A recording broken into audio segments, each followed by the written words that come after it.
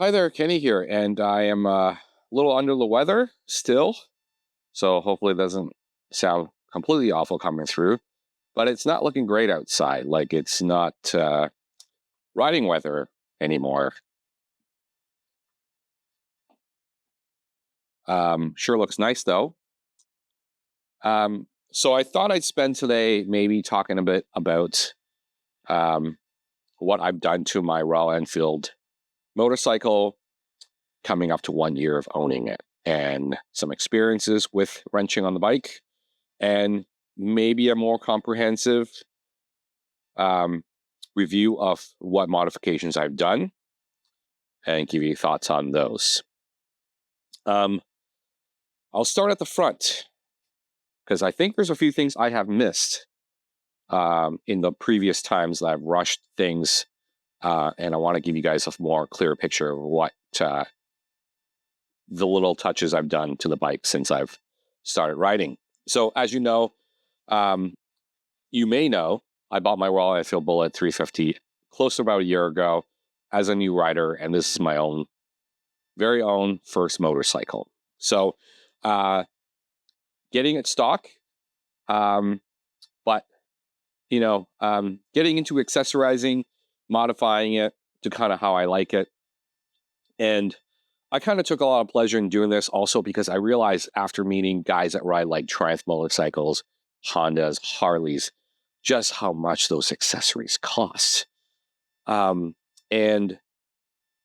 with the Royal Enfield 350, some of the, people will say it's underpowered, and true enough. And some people have mentioned that a little bit of power might be nice once you get comfortable with higher speeds. But how much more power do you really need? And I've also heard of people saying things like, well, you need a little bit of power to get you out of trouble. And I like to think I'm a pretty pragmatic person, and I seek to have all the facts and play with all the facts. Here's the one thing about faster motorcycles. Like when you start off on a motorcycle, given that you can roll on that throttle a little bit quicker, and I'm not talking about like, sure, it's heavier. It's the weight balance going to be an issue when you start learning. And for the most part, if you dedicate yourself, you can get around all of that as a new rider. However, the moment you have that accessible power and you roll on throttle a little bit more, that just ever so slightly decreases your margin of error when it comes to taking emergency maneuvers. So am I in a hurry to move up? No, I am definitely taking the slow route. I like taking my time with these things. I like the Bullet 350. I love the sound that it makes. It's a super light, flickable ride. I don't know how to explain it, but it's not like a pig to ride. Like, doesn't go anywhere fast, but it sure takes you a lot of places based on how it's built. And it's honestly just an honest-to-goodness motorcycle. Very utilitarian. And then the accessories, the things you add as personal touches, whether they make your ride a little better, make you do a few more things, that's all very affordable. And I'm not knocking the quality of parts. Like, they're honest-to-goodness motorcycles. And if you're not looking to have the utmost luxury performance, it's a great motorcycle for the everyday person. It's a good workhorse of a motorcycle too. So I like all those aspects about the Royal Enfield 350s, just across the board. So let me go start with the windshield. I got the windshield about 4,000 kilometers in, and some of that had to do with fatigue. Some of that had to do with being caught in the rain a couple times. But when you start going on hour-long rides, and I live in a place that I have accessible, easy access to the countryside, and once I dodge out there, sometimes I feel the wind is very different from being in urban areas. So this takes a little bit of wind off your chest It does give you a little bit of flow around your helmet, so it doesn't completely block out all the air. And it's not one of those really short ones that are kind of only there for looks and it blocks out like a little bit. It gives you enough. Gives you a little bit of comfort, is what I'm going to say. And this is the original touring mirror for the Royal Enfield Bullet 350. It's been fantastic. No complaints. You do have to realize that you might have to fine-tune things like raise the height and lower the height depending on how it works with you. What else? I think that's pretty much it. It's very easy to remove. It's people have asked about how quick these are to take out. So these locking bolts stick and they hold the handlebar firmly in place. You don't ever have to touch those if you have to remove. Should you have to remove your the windshield, takes 5 minutes. You unloosen these two bolts. These do swivel, and you can pull them right out. Make sure you don't lose these lugs. I would tighten them a little bit to get them snug if you're riding with just the attachment accessories and not the windshield, like the mounting bracket here and not the windshield. So super easy to take off, super convenient, especially when things are windy, you're going for a longer ride. I pretty much leave my windshield on all the time now. It's a personal preference. I like to think I'm pragmatic, and I guess it does look nicer without. But I like to think I'm pragmatic, and it's not always about the looks. So, I mean, it is, but I personal preference. That's what it is. As far as the crash car goes, I got the crash bar when I first got the motorcycle. It came with it on, like I requested it. It was slapped on. I have since dropped the motorcycle 3 times. First time on an incline. The second time, I was making a U-turn. I just ran wide and dipped it into some sand, and down it went. Both times, it scraped along here. I've had no further damage, except the one time it fell kind of wonky. I did put a little JB weld because there was a crack in the housing for the rearview mirror, the rearview signal. It all works. Just a little crack, fix it with a little JB. And I think what I'll do is like get myself a replacement eventually, but it all works fine for now. But coming back to the front of the car, the bike, the crash bar itself, I chose the trapezoid bar, and I'm actually thinking of putting like some reflective stickers on the corner here. I haven't done it yet, but I think it might give it a little bit more visibility. Again, I'm trying to be pragmatic, and due to the ever decreasing light with daylight savings and everything, it might give me a little bit more reflectivity. I'm a little paranoid about this being an all black bike. Not gonna lie. I've driven. I used to drive a 2010 Honda Civic Si. It was standard. It was small, black, and I've been in a few situations where someone just backed out into my car while I'm parked at a stoplight. They just don't see me, and you're small, and even small on a motorcycle. So I'm a little bit paranoid about things being all black when I'm out there on the road. So I want to put a little. I'm debating putting a little bit of reflective stickers on these just to give it that extra visibility. So crash bars. The handlebar little cross beam here, I've also added on. These just stick into my rearview mirror socket, and you just drop the rearview mirror on top, clamp it down tight, thread lock it, and I've had it on and off a few times. What I do find is that the original handlebars, it's very limiting as far as what you can put on the what you can mount on the stock handlebars, just due to the shape. So crossbar is really handy for that, and I've had no issues after trying it a few times getting the mirrors to there's no effect, no ill effect on the vibrations on the mirrors, other than these mirrors having issues, which I may have mentioned earlier. These mirrors are not the greatest. But I've kind of remedied it by adding a few points to the glue to kind of keep things from shaking. So that's the crossbar there.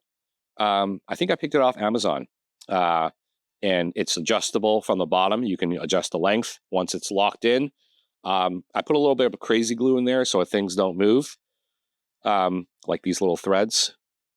Crazy glued it because it's not going on anything else. So that allows me to mount my GoPros, an external battery should I need one, and this is my quad lock setup. So due to the bar being up here, I simply just added the vibration dampener and the lock itself. So it leads to a very easy, simple quad lock system. And there isn't a whole lot to this. This is literally just the mounting bracket, vibration dampener slapped on top, and the lock itself. No arms, no weird pivots. So I like that setup there. What else? I should talk about these bolts. I've stripped these bolts, the original ones, and these are new bolts that I've ordered and put on. I've tinkered around with it a little bit too much, where or by accident, I installed emery cloth underneath here to prevent the bars from shifting on me. In my opinion, on this bike, I don't think the handlebars are, while they're solid, what the marks on here, what do they call those things? The little braille marks? I don't know. Whatever that texture it gives the bike itself isn't the strongest. So little emery cloth in there for reinforcement. As far as the bolt stripping, that's probably due to myself over tightening bolts. I've learned I've never ever really stripped bolts so much on anything except this motorcycle. I'll tell you about a few more bolts I've stripped. But luckily, they've been easy to get out. I had some luck with WD-40 and drilling into the bits and reversing it out. So I think that's the front end of the bike as far as modifications. One thing I have not mentioned previously, as far as modifications to this bike, is this little doodad. And this is, again, an Amazon piece. It is an SAE connected USB port. And I do highly recommend it. I think this is super handy to have. It gives you an option of a USB-C and a regular USB. And I usually leave it off. I do prefer the stock USB for my phone. This is sort of more for emergency purposes. I might be able to run this into something like my bag and charge a camera or an accessory while I'm riding the bike, but it's off for the most part. But what's cool about this is that I can turn this on and it gives me a voltage reading. So I will turn it on once in a while, and most likely now with the weather being cold and the bike mostly in storage, I would turn this on to check if the voltage has dipped and then connect my battery conditioner to it. So super handy for checking voltages. And I think it's also, if you're not the person who is like good with voltage meters and consistent with checking on the condition of your battery, this gives you a pretty good indicator on how your battery's holding charge, how it's performing. So usually by anything over 13 volts here, you're in good territory. Battery's very healthy. It's charged up. And this is just a quick way to check if your battery is dipping more often than not. And if it starts doing so, you might have to get your batteries checked. And that's the case. I would, highly recommend you just pulling the battery out, take it to a shop and say, hey, is this battery okay? So super handy to have. It just tucks right into my compartment here. And yeah, It's a little bit tricky to do with one hand, but I'm going to actually set you guys down on this and sort this out.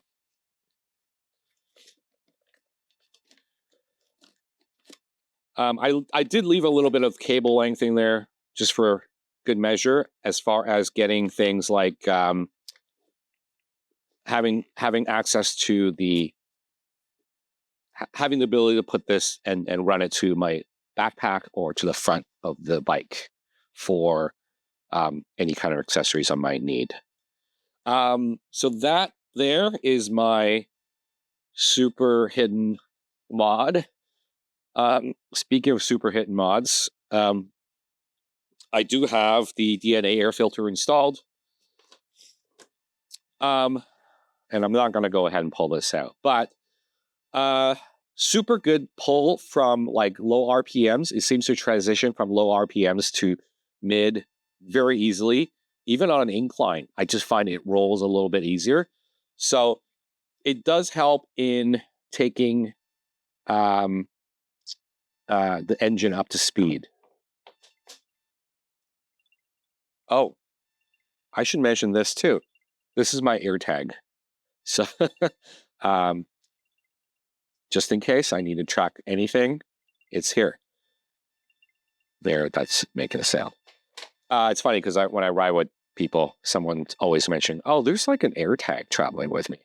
So anyways, DNA air filter is there, and I have tried the setup here without the cover, and it makes a huge induction noise. So I am very happy with just a regular snorkel DNA air filter. And my thoughts on modifying this bike for performance is that the gain is so little, you're not going to see like a huge jump in performance. But I like the fact that you can just keep this air filter and reuse it. I've done that with cars in the past, and it makes somewhat economical sense, and you get the added advantages of running a more high flow filter. So it gives you the slight noticeable improvements. So that's kind of nice. This is a little tool, Leatherman toolkit, multi-tool that I keep in here. Again, I might have to use two hands to get this in, so let me do that first. So, DNA air filter, I think I've ran a few clips about it, so you can hear all about it there. And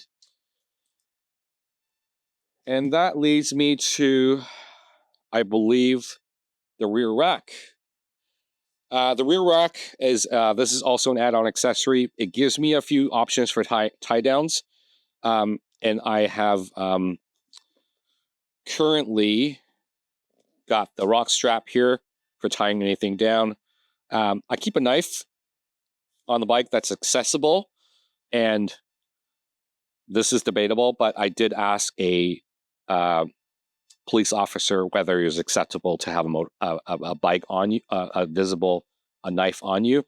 And he asked me what the reason was, and I said, well, like if you ever get into an emergency situation, you got to cut clothes, you got to get someone untangled out of their garment. I like to have something that's accessible. Is there an issue with that? And he said no. So this is mostly for that purpose, just to have the ability to cut anything should you get into trouble in a accident. I don't always leave that visible. Sometimes it's stashed, but I like to have it visible because then you don't get harassed or you don't get asked questions because of carrying like a concealed, knife. So yeah, the rack, I like having this rear grab bar, and the rack just gives you a little bit more flexibility on what you can carry on the back. It's just like a little, I've strapped little dry bags to it in the past. So super handy for that. The the most recent thing I've added are these pannier racks. So these pannier racks I've ordered off of eBay India, and I really like the look of the racks. The bags are great. However, due to the weather currently, I might switch back to these dry bags. So, I mean, these are great for hauling groceries. There's just ample room. So, I think given the capabilities, I will leave this and reserve it as a sort of a more of a touring setup. I don't think I want to ride around with these bags every day. However, I really do like the frames, and I think I will leave the frames on. And I just personally think they're a little too wide for everyday riding because the way it's set up, it's really wide. And unless I'm hauling groceries, these bags are super quick to remove. It's just a strap here, a strap on the other side, and it just drops in with a little Velcro that holds it in place at the back. So as far as the build, it is what it is. It's not super high quality. There might be like mistakes in the stitching, and it might feel a little cheap in certain places.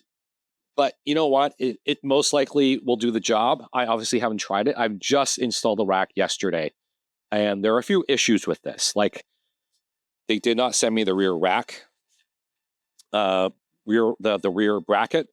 So I did a little jerry rig there, and I plan to paint that black. However, I did email them, and they mentioned they're going to send the spare brackets. So I'm waiting to hear from. Well, I've heard from them, and I'm just waiting to see if it arrives. So that's pretty much it so far. Previously, now that I'm noticing it, I've had dry bags just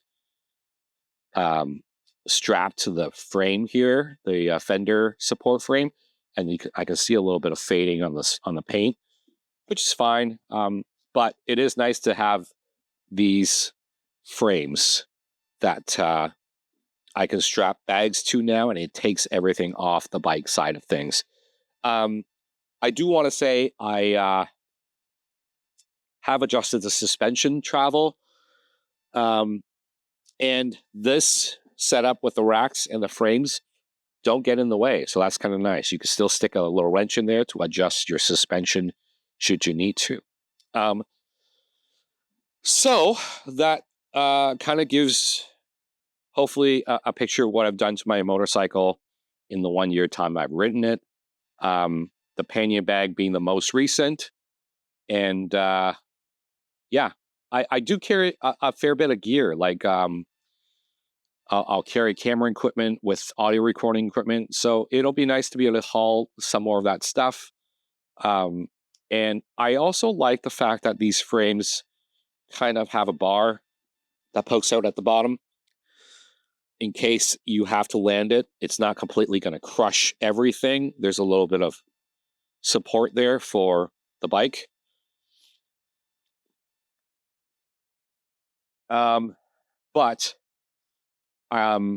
Yeah, I think what I'm going to do is end up just taking those bags off and strapping alternative bags on the frame, because it's very sturdy, and it looks like you have a lot of option to add things to either side of the bike. So I think I'm very happy with it. I think this will be a great touring setup. And again, like, this is I believe I paid $230 Canadian for that. For the money, it's great. And if you don't think that's a good deal, look, anyone who rides a Triumph or a Harley Davidson or a Honda, accessories can get expensive. And I think one of the reasons why I dove in and I didn't really fuss too much about getting all these add-ons is that with a Royal Enfield motorcycle, it's such a utilitarian priced accessory for a lot of the parts that it is a lot of fun. It is a lot of fun to tinker and try these different things out. So I'm going to leave it at that. If you have any questions about any of these accessories, let me know. I do want to add, what I am ordering and has not arrived is the heel toe shifter. I am curious about trying a heel toe shifter on this bike. And that has not quite arrived, but hopefully, maybe when I do like it, I'll leave that on. And hopefully, it's going to be a trial and error thing. I'll see if I like the heel toe shifter. I might just go back to the regular one, depending on how I feel about the transition. But I think I feel really good about it being almost a final form of the Royal Enfield Bullet 350. So thanks for watching. I'll see you in the next one. Bye. Okay, so this is the one thing I almost missed. This is the Royal Enfield original sump guard in black. And it's been super handy. Keeps a lot of mess away from your engine. And no regrets. As far as all the parts I've received for this bike, the add-ons, really no regrets on getting any of this stuff. Especially the sump guard. It does fill up the area quite nicely. And 4 hex bolts, very easy to remove for changing oil, and very easy to clean. I would say that it kind of fills out a lot of the, aesthetically speaking anyways, it fills out a lot of the kind of ugly parts, like the frame and the bits, but it still holds and reveals the side of the engine, which is great. All the good parts kind of really do show through that. So, yeah, that's the one thing I almost forgot. That is the Royal Enfield Classic Bullet. Maybe the Super Meteor, I'm not sure, but that's the sump guard. Thanks.